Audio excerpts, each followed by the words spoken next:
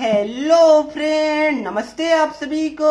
So friend, finally जो हमारी physical education की जो सीरीज चल रही है क्लास 12 की, आज हम लोग चैप्टर 3 जो हमारा योगा एंड लाइफ स्टाइल है उसका पार्ट 3 में हम लोग पहुंच गए। ठीक है, उससे पहले मैंने पार्ट 1 पार्ट 2 में आपको ओबेसिटी के बारे में, डायबिटीज के बारे में, इंपोर्टेंस ऑफ योगा एंड आसन के बारे में बताया था। और उससे पहले भी मैंने चैप्टर 1 आपका प्लानिंग स्पोर्ट एंड चैप्टर 2 आपका sports and nutrition already cover किया। तो अगर आपने नहीं देखा तो जाइए, लिंक आई बटन और डिस्क्रिप्शन बॉक्स में मैंने दे दिया है। ओके, तो देखिए यहाँ पर जो हमारी सीरीज चल रही है, अगर उसको फॉलो कीजिएगा तो मैं गारंटी लेता हूं कि आपका 70 आउट ऑफ 70 फिजिकल एजुकेशन में कहीं पर भी नहीं जाने वाला। ठीक है, क्योंकि यहाँ पर आपका 20 एमसीक्यू आपका आता है। आपको पता होगा कि आपके एग्जाम में 20 एमसीक्यू आते हैं। ठीक है, तो वो सारा एमसीक्यू क्वेश्चन को भी मैं यहाँ पर कवर करवाते जाता हूँ और इसके बाद भी मैं एक बार चैप्टर वाइज आपको एमसीक्यू भी कराने वाला हूँ, तो आपको कहीं पर भी जाने की जरूरत नहीं पड़ेगी। ओके, देखिए जो हमारा आज का जो टॉपिक एनसीईआरटी के हिसाब से वो हमारा 3.4 है, वो आपका है आस्थमा। ठीक है, यहाँ पर देखिए हम लोग क्या करते हैं, हम लोग सबसे पहले यहाँ पर डिजीजेस के बारे में पढ़ेंगे, फिर उसमें कौन कौन से आसन करेंगे जो हम लोग उस डिजीज से क्योर हो सकते हैं, फिर उसको किया कैसे जाएगा, उसका बेनिफिट्स क्या है और उसका कॉन्ट्रा इंडिकेशन, मतलब कि कौन कौन से लोग उसको नहीं कर पाएंगे। ओके, तो ऐसे हम लोग सीरीज वाइज इस चैप्टर में पढ़ेंगे। तो हम लोग ओबेसिटी हम लोग ने ऑलरेडी पढ़ लिया है, हम लोग ने डायबिटीज ऑलरेडी पढ़ लिया है। अब हमारा जो नेक्स्ट टॉपिक है वो हमारा होने वाला है आस्थमा। ठीक है, देखिए ये क्या होता है, देखिए ये आपका लंग्स का एक बीमारी होता है, एक लंग्स का आपका डिजीज होता है। देखिए asthma is the disease of lungs in which the airways has been blocked. ठीक है, मतलब जो आपका एयरवेज होता है, आपको पता होगा, अगर बायोलॉजी के स्टूडेंट होंगे तो आपको पता होगा कि जो आपका एयरवेज होता है वो ब्लॉक्ड हो जाता है। ठीक है, इसका मतलब इसका जो रिजल्ट क्या होता है, काउजिंग डिफिकल्टी इन ब्रीथिंग, मतलब कि आपको सांस लेने में प्रॉब्लम होती है। आपको पता होगा कि गला में आपका एक एयरवेज होता है जो आपका ब्लॉक हो जाएगा। अगर आपको आस्थमा का बीमारी हो जाएगा, आस्थमा का डिजीज अगर आपको हो जाता है तो आपका जो एयरवेज होता है जो गाल में, वो आपका ब्लॉक हो जाएगा। उसके कारण आपको यहाँ पर सांस लेने में प्रॉब्लम हो सकती है। ठीक है, तो एग्जाम में अगर क्वेश्चन आया डिफाइन आस्थमा, तो आपको यही लिखना है, asthma is the diseases of lungs in which the airways has been blocked causing difficulty in breathing. Okay, बहुत सिंपल डेफिनेशन है, आई होप आपको समझ में आया होगा। ठीक है, अब देखिए यहाँ पर क्या होगा, सबसे पहले तो आपको पता है ये आस्थमा एक डिजीज होता है। ठीक है, तो ये सबसे पहले कि ये आपको होगा कैसे, मतलब क्या हुआ कि आपको अगर आपको फीवर होता है तो आपको पता होगा कि वो कुछ रीजन के कारण होता है। लाइक अगर आपको कोल्ड लग गया तो आपको फीवर हो सकता है, या फिर आप किसी के कांटेक्ट में आए जिनको फीवर में था तो आपका फीवर हो सकता है। ठीक है, तो वो एक काउजेज होता है। तो यहाँ पर आस्थमा का भी काउजेज है। लाइक देखिए आप लोग का सबसे पहला काउज है वो आपका है जेनेटिक फैक्टर। मतलब क्या हुआ, अगर आपके बड़े अगर आपके पेरेंट्स, अगर उनके पेरेंट्स अगर वो मतलब कि पहले ऑलरेडी ये डिजीज से आपका सफर कर रहे थे, तो इसमें चांसेस है कि आप लोग भी इसको मतलब इस डिजीज में सफर कर सकते हैं। मतलब क्या हुआ, अगर सपोज कि आपके पेरेंट मतलब कि आपके mummy papa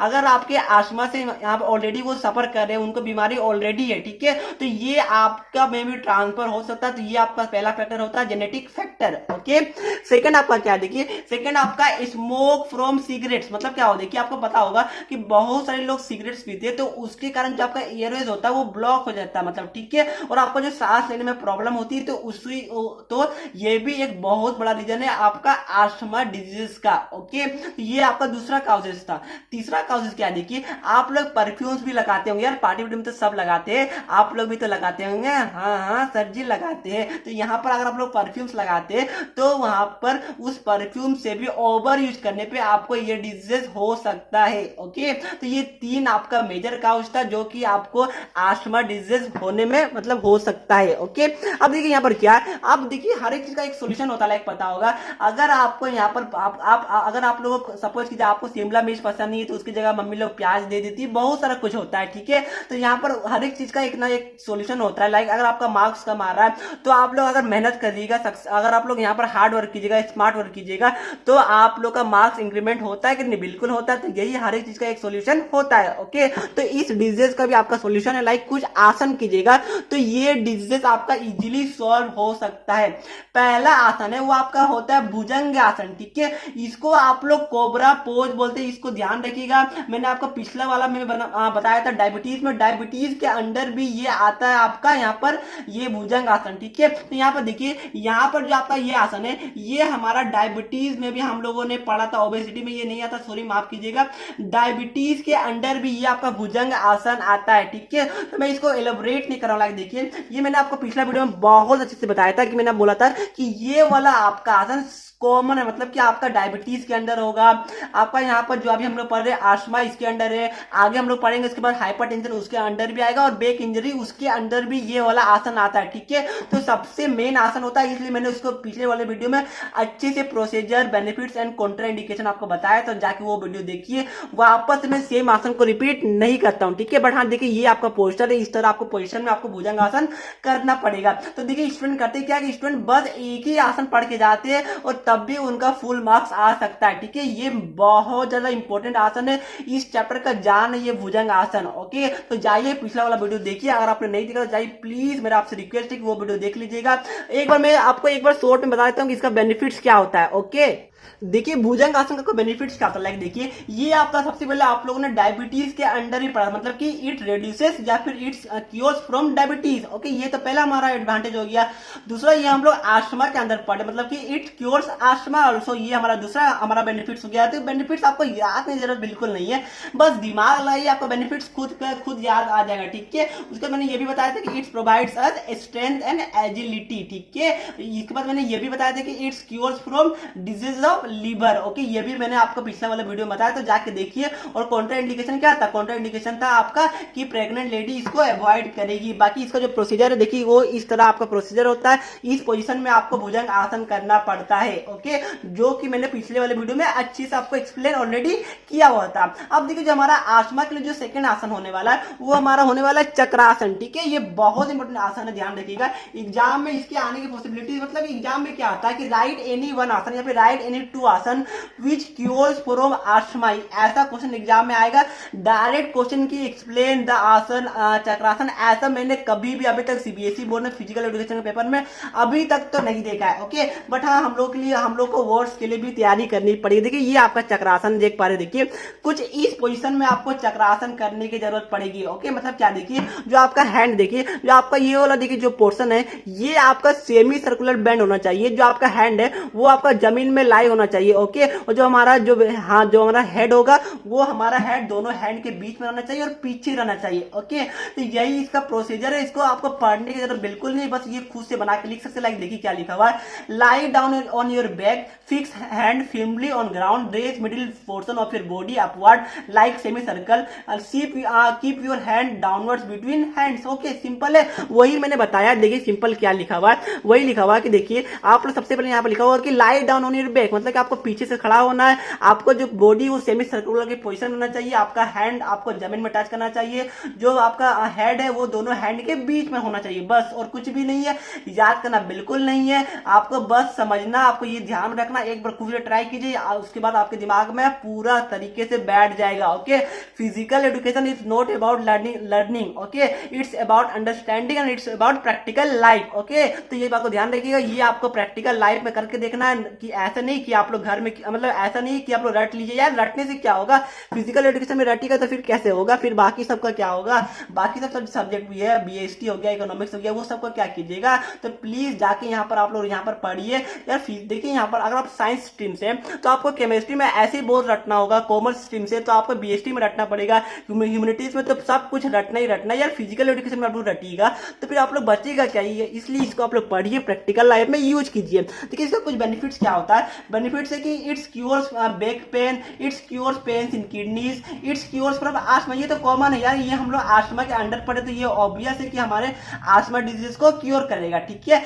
it's relief from stress and depression. देखिए ध्यान रखिएगा, जो ये वाला पॉइंट है, पॉइंट नंबर 4, इसको आप लोग हर एक आसन के अंडर लिख सकते हैं। ठीक है, ये आप लोग यहाँ पर लिख दीजिए सीपी, मतलब कि ये हो गया हमारा कॉमन पॉइंट, मतलब कि ये हम लोग हर आसन के बीच में ये वाला पॉइंट लिख सकते हैं, like it's relief from stress and depression. ठीक है, ये आपको डिप्रेशन से और आपका स्ट्रेस या एंजाइटी से ये आपको रिलीफ पहुंचाता है। ओके, तो ये वाला पॉइंट आप किसी भी आसन में लिख सकते हैं, आपको मार्क्स मिलेंगे बेनिफिट्स के अंदर। अब देखिए आपका नेक्स्ट है कॉन्ट्रा इंडिकेशन, मतलब कि कौन कौन के लोगों को ये आसन अवॉइड करना चाहिए। ठीक है, लाइक देखिए अगर आपको माथा का दर्द होता है रेगुलरली या फिर आपका हाई ब्लड प्रेशर है तो आपको ये वाला आसन को, चक्रासन को अवॉइड करना पड़ेगा। ओके, ये आपको ध्यान में रखिएगा। अब देखिए यहाँ पर देखिए जो स्क्रीन में देख रहे हैं लाइक देखिए यहाँ से एमसीक्यू क्वेश्चन क्या आएगा। देखिए यहाँ पर ये देख पा रहे ये आपका व्हील पोज मतलब कि क्या होगा। देखिए ये आप जो चक्रासन इसको आप लोग यहाँ पर दूसरा नाम है व्हील पोज, इसको आप लोग व्हील पोज भी बोलते हैं। ओके एग्जाम में एमसीक्यू में आने वाला आ सकता बहुत ज्यादा चांसेस है, आपको एनसीईआरटी में देखने को नहीं मिलेगा।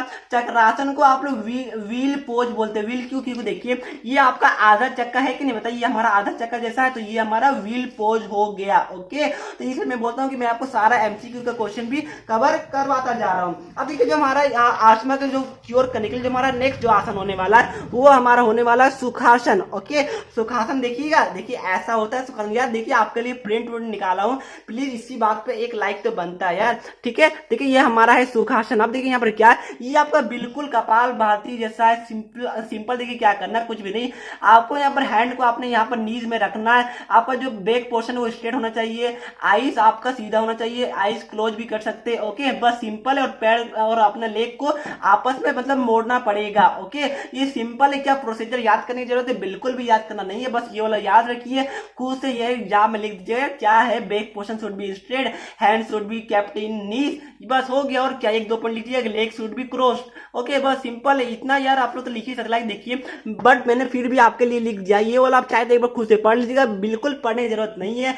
आप लोग ध्यान से याद कीजिए, ध्यान से समझिए इसको, बिल्कुल आपको रटने की जरूरत नहीं पड़ेगी, प्रोसीजर आपको रटने की जरूरत बिल्कुल भी नहीं पड़ने वाली है। ओके अब इसका भी कुछ बेनिफिट्स होता है लाइक देखिए आपका इट्स कैल्म योर हैंड, आपका क्योर्स आस्थमा, ये तो ऑब्वियस है। रिड्यूसेस स्ट्रेस, मैंने बोला कि ये वाला आपका कॉमन पॉइंट है। और देखिए जो आपका पॉइंट नंबर 4 है कि इंप्रूव बॉडी पोस्चर, ठीक है, ये भी आपका कॉमन पॉइंट है, ये भी आप किसी आसन में लिख सकते हैं। मतलब क्या हुआ, दो पॉइंट आपको कॉमन मिल गया, improve body posture and it's provides you relief from stress, anxiety, ये सब या फिर डिप्रेशन, ठीक है। ये दो पॉइंट आपका कॉमन हो गया। एग्जाम में आप लोग कोई भी आसन में लिख के आएगा, कोई भी टीचर आपका नंबर नहीं काट पाएगा। ओके बाकी इसका भी कुछ कॉन्ट्रा इंडिकेशन लाइक कौन कौन लोगों को नहीं करना चाहिए, तो आपका देखिए अगर आपको नीज देखिए मतलब क्या हो, देखिए आप लोग देखिए इसमें आपको जो नीज है उसको इस पोजीशन में मोड़ना पड़ रहा है, ठीक है। तो अगर आपका यहाँ जो नीज है इसमें अगर आपको प्रॉब्लम आ रहा है तो आप लोग ये वाला आसन को नहीं कीजिएगा।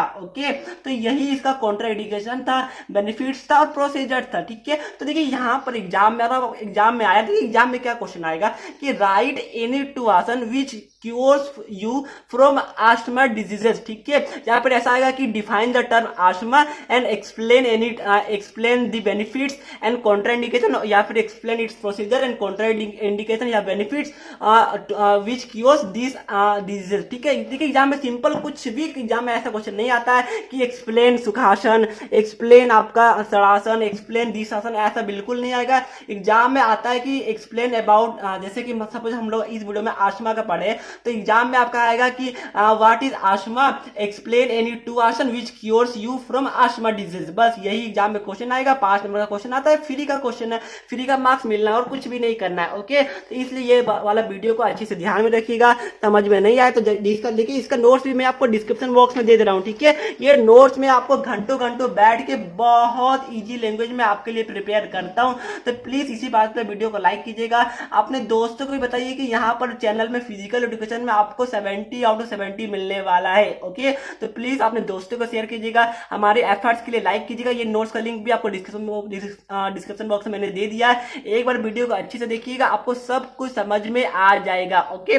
चलिए अपने ये वीडियो को मैं यहीं पर समाप्त करता हूँ। आगे पर आपको वीडियो अच्छी लगी होगी, वीडियो अच्छी लगी तो वीडियो को लाइक शेयर सब्सक्राइब करना बिल्कुल भी नहीं भूलिएगा। चलिए मिलते हैं नेक्स्ट वीडियो में, तब तक के लिए पढ़ते रहिए। जय हिंद, जय भारत।